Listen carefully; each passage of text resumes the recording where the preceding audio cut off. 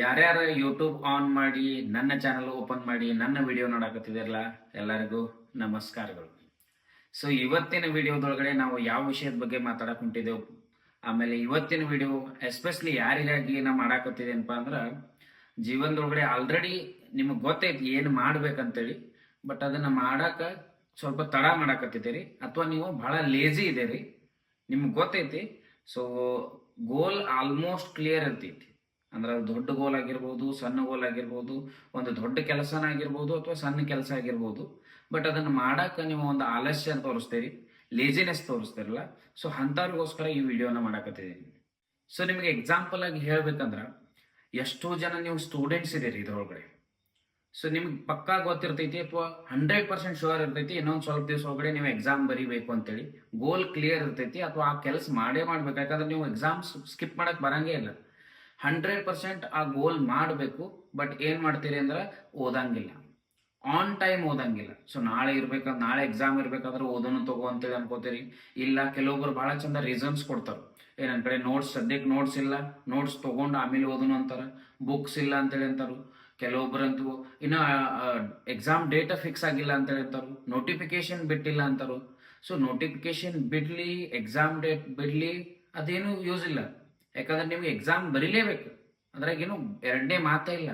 So ಇನ್ನೊಬ್ಬರ ಮೇಲೆ depend ಆಗದೆ ನೀವೇನು ಮಾಡ್ಬೇಕಂದ್ರೆ, ಸೊ ಎಕ್ಸಾಮ್ಗೆ ಡೇ ಟು ಡೇ ಪ್ರಿಪೇರ್ ಹಾಕೊಂತ ಹೋಗ್ರಿ.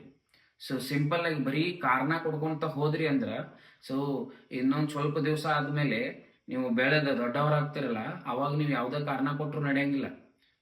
ಜೀವನ ನಡೆಸಬೇಕು ಅಂದ್ರೆ ಎಲ್ಲ ಬೇಕಾಗ್ತದೆ. ಒಂದು ದುಡ್ಡದಿಂದ ಹಿಡ್ಕೊಂಡು, ಒಂದು ಸೊಸೈಟಿ ಒಳಗಡೆ ರೆಸ್ಪೆಕ್ಟ್ದಿಂದ ಹಿಡ್ಕೊಂಡು ನಮಗೆ ನಾಲೆಜ್ ಬೇಕಾಗ್ತದೆ. ಅವಾಗ ನೀವು ನನ್ನ ಕಡೆ ನಾಲೆಜ್ ಇಲ್ಲ, ದುಡ್ಡಿಲ್ಲ ಅಥವಾ ಇನ್ನೊಂದಿಲ್ಲ ಅಂತೇಳಿ ರೀಸನ್ ಕೊಡೋಕ್ಕಾಗಂಗಿಲ್ಲ. ಸೊ ಅದ್ರ ಸಲುವಾಗಿ ಏನು ಮಾಡ್ಬೇಕಂದ್ರೆ, ಡೇ ಟು ಡೇ. ಸೊ ಒಂದೇ ಸರ್ತಿ ಹೋಗಿ ಬಹಳ ಜಾಸ್ತಿ ಓದೋದಕ್ಕಿಂತ ಇವತ್ತು ರೆಗ್ಯುಲರ್ ಆಗಿ 1 ಅವರ್ 2 ಅವರ್ಸ್ ಇಷ್ಟ ಕನ್ಸಿಸ್ಟೆಂಟ್ ಆಗಿ ಮೇಂಟೈನ್ ಮಾಡ್ಕೊತ ಹೋದ್ರಿ ಅಂದ್ರೆ, ಅದು ಏನು ನಿಮ್ಮ ಕಡೆ ಆಲಸ್ಯತನ ಬೆಳ್ಕೊಂತ ಬಂದೈತಲ್ಲ, ಅದನ್ನು ಆರಾಮಾಗಿ ಹೋಗಿಸ್ಬೋದು ನೀವು. ಇಷ್ಟು ಮಾಡಿದ್ರೆ ಸಾಕೈತೆ. ಯಾಕಂದ್ರೆ ಬಹಳ ಎಕ್ಸಾಂಪಲ್ಸ್ ಇದಾವೆ ನಮ್ಗೆ. ಸ್ಟಡೀಸ್ ಒಳಗಡೆ ಅಥವಾ ಚಲೋ ಓದಿ ಮಾರ್ಕ್ಸ್ ತಗೊಂಡು ಅಥವಾ ಚಲೋ ಎಕ್ಸಾಮ್ಸ್ನ ಕ್ಲಿಯರ್ ಮಾಡಿ ಬಹಳ ಜನ ಏನೋ ಸಾಧನೆ ಮಾಡಿದವ್ರು ಇದ್ದಾರೆ. ಸೊ ನಮ್ಮ ನಿಯರ್ ಬೈ, ಈಗ ನಾವೇನು ಇರ್ತೀವಲ್ಲ ಈ ರೀಜನ್ ಒಳಗಡೆ, ನೀವು ನಿಯರ್ ಬೈ ಒಂದು ಎಕ್ಸಾಂಪಲ್, ವೆರಿ ರೀಸೆಂಟ್ ಎಕ್ಸಾಂಪಲ್ ನೀವು ತಗೊಳ್ಳೋದಾದ್ರೆ, ಸೊ ಒಬ್ರು IPS ಆಫೀಸರ್ ಆದ್ರು, ಬೀರ್ದೇವ್ ಡೋನೆ ಅಂತೇಳಿ ಕೇಳಿರ್ತೀರಿ ನೀವು. ಆಲ್ಮೋಸ್ಟ್ ಎಲ್ಲರೂ ಕೇಳಿರ್ತೀರಿ ಬೀರ್ದೇವ್ ಡೋನೆ ಅಂತೇಳಿ. ಸೊ ಯಾರು ಸುಮ್ಮ IPS IAS ಆಗಿರಂಗಿಲ್ಲ. ಸೊ ಅವರು ಓದಿರ್ತಾರೆ. ಅವ್ರು ಯಾವಾಗಿಂದ ಓದಿರ್ತಾರಪ್ಪ ಅಂದ್ರೆ, ನಾಳೆ ಎಕ್ಸಾಮ್ ಐತೆ ಅಂದ್ರೆ ಇವತ್ತು ಓದಂಗಿಲ್ಲ ಅವರು. ಸೊ ಡಿಗ್ರಿ ಆದಮೇಲೆ ಅವರ ಒಂದು ಎಕ್ಸಾಮ್ ಬರೀಬೇಕು ಅಂದ್ರೆ, ಅವರು 3rd ಸ್ಟ್ಯಾಂಡರ್ಡ್ 4th ಸ್ಟ್ಯಾಂಡರ್ಡ್ ಅಥವಾ SSLC ಬಂದಮೇಲೆ ಅಥವಾ ಡಿಗ್ರಿ ಬಂದಮೇಲೆ ಅವ್ರಿಗೆ ಕ್ಲಿಯರ್ ಆಗಿ ಯಾವತ್ತು ಗೋಲ್, ಇವತ್ತು ಹೌದು ನಾನು IPS ಆಗ್ಬೇಕು, IAS ಆಗ್ಬೇಕು ಅಂತೇಳಿ ಅನ್ಕೊಂಡಿರ್ತಾರಲ್ಲ, ಅವತ್ತಿಂದ ಅವ್ರು ಓದಕ್ಕೆ ಸ್ಟಾರ್ಟ್ ಮಾಡಿರ್ತಾರೆ. ಅವ್ರೇನು ಎಕ್ಸಾಮ್ ಡೇಟ್ ಬಂದೈತೆ ಅಂತೇಳಿ ನೋಡಂಗಿಲ್ಲ, ನೋಟಿಫಿಕೇಶನ್ ಬಂದೈತೆ ಅಂತೇಳಿ ನೋಡಂಗಿಲ್ಲ. ಸೊ ಈ ರೀತಿ ನೀವು ಯಾವಾಗ ಓದಕ್ಕೆ ಸ್ಟಾರ್ಟ್ ಮಾಡ್ತಿರಲ್ಲ, ಅವಾಗ ನಿಮ್ಮ ಆಲಸ್ಯತನ ಅನ್ನೋದು ಹೋಗ್ತೈತಿ. ಆಮೇಲೆ ನಾ ಈ ಕೆಲಸ ನಾಳೆ ಮಾಡ್ತೇನೆ, ನಾಡಿದ್ದು ಮಾಡ್ತೇನೆ, ಇನ್ನೊಂದು ದಿವಸ ಮಾಡ್ತೇನೆ ಅನ್ನೋದನ್ನ ಕ್ಲಿಯರ್ ಆಗಿ ಹೋಗ್ತೈತಿ. ಹಂಗಂತೇಳಿ ಒಬ್ಬರು IPS ಆದ್ರು ಅಂತೇಳಿ ನೀವು ಅದನ್ನೇ ಮಾಡಬೇಕು ಅಂತೇಳಿ ನಾ ಹೇಳಕತ್ತೀನಿ. ಸ್ವತಃ ಬೀರ್ದೇವ್ ಡೋನಿ ಅವರೇ ಹೇಳಿದರು.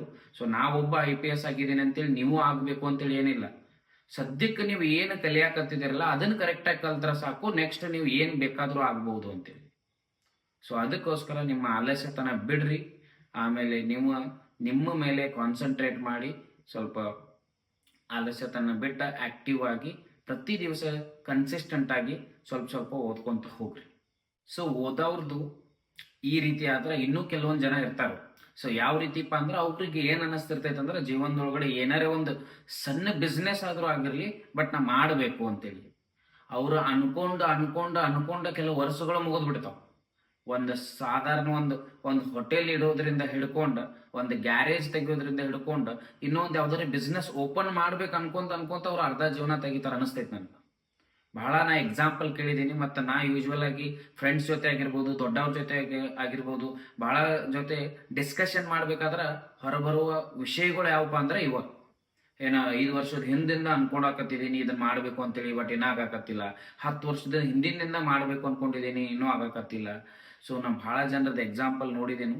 ಇವತ್ತ ನಾಳೆ ಅನ್ಕೊಂಡು ಬಂದವ್ರ ಯಾವತ್ತೂ ಮಾಡಂಗ ಇಲ್ಲ. ಅದ್ರ ಸಲುವಾಗಿ ಆ ಒಂದು ಲಿಸ್ಟ್ ಒಳಗಡೆ ನೀವು ಹೋಗ್ಬೇಡ್ರಿ. ಒಂದು ಸಣ್ಣ ಯಾವುದೋ ಒಂದು ಸಣ್ಣ ಬಿಸ್ನೆಸ್ ಇರಲಿ, ಯಾವ ಕೆಲಸನೂ ಸಣ್ಣದಲ್ಲ. ಬಿಸ್ನೆಸ್ ಸಣ್ಣದಾಗಿರ್ಬೋದು, ಬಟ್ ಆ ಕೆಲಸ ನೀವು ಸಣ್ಣದಾಗ ಅಂತೇಳಿ ತಿಳ್ಕೊಳಕ್ಕಾಗಂಗಿಲ್ಲ. ಅದಕ್ಕಾಗಿ ನಿಮ್ಮ ತಲೆಯೊಳಗೆ ಯಾವ್ದು ಬೇಕಾದ ಬಿಸ್ನೆಸ್ ಇರಲಿ, ಯಾವ್ದು ಬೇಕಾದ ಬಿಸ್ನೆಸ್ ಇರಲಿ, ಅದು ನಿಮ್ಗೆ ಇಂಟ್ರೆಸ್ಟ್ ಐತಿ ಅಂದಾಗ ನಿಮ್ಮ ತಲೆಯೊಳಗೆ ಬಂದಿರ್ತೈತೆ ಅದು. ಸೊ ಹಾಗಾಗಿ ಏನು ನೀವು ಮಾಡಬೇಕು ಅಂತೇಳಿ ಅನ್ಕೊಂಡಿದ್ದೀರಲ್ಲ, ಒಂದು ಸಾಧಾರಣ ಹೋಟೆಲ್ ತೆಗಿರಿ, ಒಂದು ಚಹಾ ಅಂಗಡಿ ತೆಗಿರಿ. ಯಾವುದು ಅನ್ಕೊಂಡಿದ್ದೀರಲ್ಲ ಅದನ್ನ ಮಾಡ್ರಿ. ಅದನ್ನ ಆಲಸ್ಯತನ ತೋರಿಸ್ಬೇಡ್ರಿ. ಆಮೇಲೆ ಆಕ್ಟಿವ್ ಆಗಿ ಅದರ ಬಗ್ಗೆ ಯೋಚನೆ ಮಾಡಿ ಒಂದು ಸ್ವಲ್ಪ ಕ್ಲಿಯರ್ ಐಡಿಯಾ ಇಟ್ಕೊಂಡು ಸ್ಟಾರ್ಟ್ ಮಾಡ್ರಿ. ನಾವು ಏನ್ ಮಾಡ್ತೀವಿ ಅಂದ್ರೆ ನಾಳೆ ಮಾಡೋಣ, ಸೊ ನಾಳೆ ಅಂದವ್ರ ಮನೆ ಹಾಳಂತಾರಲ್ಲ, ಹಂಗ ನೀವು ಅದನ್ನ ಫಾಲೋ ಮಾಡ್ಬೇಡ್ರಿ. ಸೊ ನಾಳೆ ಮಾಡೋದನ್ನ ಇವತ್ತು ಮಾಡ್ರಿ, ಇವತ್ತು ಮಾಡೋದನ್ನ ಈಗ ಮಾಡ್ರಿ. ಸೊ ಎಲ್ಲಿ ತನಕ ನೀವು ಈ ಪಾಲಿಸಿನ ಫಾಲೋ ಮಾಡಂಗಿಲ್ಲ, ಅಲ್ಲಿ ತನಕನ ನೀವು ಅನ್ಕೊಂಡಿರೋದನ್ನ ಸ್ಟಾರ್ಟ್ ಮಾಡಂಗಿಲ್ಲ. ಒಂದು ಸರ್ತಿ ಸ್ಟಾರ್ಟ್ ಮಾಡಿದ ತಕ್ಷಣ ನಿಮ್ಗೆ ಗೊತ್ತಾಗೋದೈತೆ ಮುಂದೆ ಏನಾಗ್ತೈತಿ ಏನಿಲ್ಲ ಅಂತೇಳಿ. ಸೊ ಅದಕ್ಕೋಸ್ಕರ ಈ ರೀತಿ ಯೋಚನೆ ಮಾಡಿ ಏನಾದರೂ ಸ್ಟಾರ್ಟ್ ಮಾಡ್ರಿ. ಸೊ ಬಿಸ್ನೆಸ್ ಬಗ್ಗೆ ನಿಮ್ಗೊಂದು ಮಾತು ಹೇಳಬೇಕು ಅಂದ್ರೆ, ಸೊ ನೀವೆಲ್ಲ ಮಿಡಲ್ ಕ್ಲಾಸ್ ಫ್ಯಾಮಿಲಿಯಿಂದ ಇರೋದ್ರಿಂದ ಒಂದು ಬಿಸ್ನೆಸ್ ಬಗ್ಗೆ ನಾವು ಏನ್ ತಲೆಯೊಳಗೆ ಇಟ್ಕೋಬೇಕಪ್ಪ ಅಂದ್ರೆ, ಯಾವ ಬಿಸ್ನೆಸ್ ಒಳಗಡೆ ನಾವು ಎಂಟ್ರಿ ಹೊಡಿತೇವಲ್ಲ ಆ ಬಿಸ್ನೆಸ್ ಲೋ ಇನ್ವೆಸ್ಟ್ಮೆಂಟ್ ಅದಾಗಿರ್ಬೇಕು ಎಂಟ್ರಿ. ಸೊ ಯಾರ ಹತ್ರ ದುಡ್ಡು ಇರ್ತೈತಲ್ಲ ಅವ್ರು ಸ್ಟಾರ್ಟಿಂಗ್ ಇಂದ ಗ್ರ್ಯಾಂಡ್ ಆಗಿ ಅಥವಾ ಸ್ಟ್ಯಾಂಡರ್ಡ್ ಆಗಿ ಓಪನ್ ಮಾಡಿದ್ರೆ ನಡೀತೈತಿ. ಬಟ್ ಬಡವರು ಇರೋದ್ರಿಂದ, ಮಿಡಲ್ ಕ್ಲಾಸ್ ಫ್ಯಾಮಿಲಿ ಇರೋದ್ರಿಂದ, ಸೊ ನೀವು ಯಾವ ರೀತಿ ಮೈಂಡ್ ಸೆಟ್ ಹೊಂದ್ಕೋಬೇಕಂದ್ರೆ ಲೋ ಇನ್ವೆಸ್ಟ್ಮೆಂಟ್ ಇರಬೇಕು, ಅದರಿಂದ ಪ್ರಾಫಿಟ್ ಜಾಸ್ತಿ ಇರಬೇಕು, ನಿಮ್ಮ ಎಫರ್ಟ್ಸ್ ಜಾಸ್ತಿ ಇರ್ಬೇಕಲ್ಲಿ. ನಿಮ್ಮ ಎಫರ್ಟ್ಸ್ ಯಾವಾಗ ಜಾಸ್ತಿ ಇರ್ತಾವಲ್ಲ ಅವಾಗ ನಿಮ್ಗೆ ಇನ್ಕಮ್ ಜಾಸ್ತಿ ಆಗ್ತದೆ. ಸೊ ಇಂಥವು ನೋಡ್ರಿ, ಯಾಕಂದ್ರೆ ನಾವು ಬಹಳ ಜನ ನೋಡಿದೇನಿ, ಇನ್ವೆಸ್ಟ್ಮೆಂಟ್ಗೆ ದುಡ್ಡು ಇರಂಗಿಲ್ಲ, ಸಾಲ ಹಾಕಿ ಯಾವುದೋ ಒಂದು ದೊಡ್ಡ ಬಿಸ್ನೆಸ್ನ ಓಪನ್ ಮಾಡಿ ಆಮೇಲೆ ಲಾಸ್ ಆಗೋರು ಬಹಳ ಜನ ಇರ್ತಾರೆ. ಸೊ ಅದ್ರ ಸಲುವಾಗಿ ಬಿಸ್ನೆಸ್ ಬಗ್ಗೆ ನೀವೇನಾದರೂ ಯೋಚನೆ ಮಾಡಕತ್ತಿದ್ರೆ ಅಂದ್ರೆ ಆದಷ್ಟು ಲೋ ಇನ್ವೆಸ್ಟ್ಮೆಂಟ್ ಮಾಡ್ರಿ. ನಿಮ್ಮ ಎಫರ್ಟ್ ಜಾಸ್ತಿ ಇರಬೇಕು, ಆಮೇಲೆ ಇನ್ಕಮ್ ಜಾಸ್ತಿ ಇರಬೇಕು. ಸೊ ಇಂಥದ್ರ ಮೇಲೆ ಫೋಕಸ್ ಮಾಡಿ ಆಮೇಲೆ ಬಿಸ್ನೆಸ್ ಮಾಡೋರಾದ್ರೂ ಸೊ ಅದ್ರ ಒಳಗಡೆ ಯೋಚನೆ ಮಾಡಿ ಇನ್ವೆಸ್ಟ್ಮೆಂಟ್ ಮಾಡಿ. ಬಿಕಾಸ್ ಒಂದು ಕ್ಯಾಶ್ ಅಥವಾ ಒಂದು ದುಡ್ಡಿನ ವ್ಯವಹಾರ ಇರ್ತೈತಲ್ಲ, ಅಲ್ಲಿ ಒಂದು ಸ್ವಲ್ಪ ನೀವು ಭಾಳ ಯೋಚನೆ ಮಾಡಿ ವ್ಯವಹಾರ ಮಾಡಬೇಕಾಗ್ತೈತಿ. ಸೊ ಮಾಡ್ರಿ, ರಿಸ್ಕ್ ತಗೊಳ್ರಿ, ರಿಸ್ಕ್ ಈಸ್ ಗುಡ್. ಪ್ರೈವೇಟ್ ಒಳಗಡೆ ಎಲ್ಲ ಜಾಬ್ ಹುಡುಕ್ತಿರ್ತಾರೆ. ಸೊ ಜಾಬ್ ಹುಡುಕೋದಂದ್ರೆ ಅವ್ರು ಜಸ್ಟ್ ಹೇಳ್ತಿರ್ತಾರೆ ಅಷ್ಟೇ, ನಾ ಜಾಬ್ ಹುಡ್ಕಾತೀನಿ ಅಂತೇಳಿ, ಬಟ್ ಪ್ರಿಪ್ರೇಷನ್ ಏನೂ ಇರಂಗಿಲ್ಲ. ಸೊ ಎಕ್ಸಾಂಪಲ್, ಇಂಟರ್ವ್ಯೂ ಯಾವ ರೀತಿ ಪ್ರಿಪೇರ್ ಮಾಡಬೇಕು, ರೆಸ್ಯೂಮ್ ಯಾವ ರೀತಿ ಪ್ರಿಪೇರ್ ಮಾಡಬೇಕು, ಇಂಟರ್ವ್ಯೂ ರೂಮ್ ಒಳಗಡೆ ಹೋಗೋದಾದ್ರೆ ಯಾವ ರೀತಿ ಎಂಟ್ರಿ ಮಾಡಬೇಕು ಅಥವಾ ಯಾವ ರೀತಿ ಕೂತ್ಕೋಬೇಕು, ಅಲ್ಲಿ ಬಿಹೇವಿಯರ್ ಹೆಂಗಿರ್ಬೇಕು ನಮ್ದು ಅಂತೇಳಿ. ಸೊ ಪ್ರಿಪರೇಷನ್ ಮಾಡ್ಕೊಂತ ಹೋಗ್ರಿ. ಜಾಬ್ ಸುಮ್ಮ ಕೊಡಂಗಿಲ್ಲ, ಸ್ಕಿಲ್ಸ್ ಇರಬೇಕು.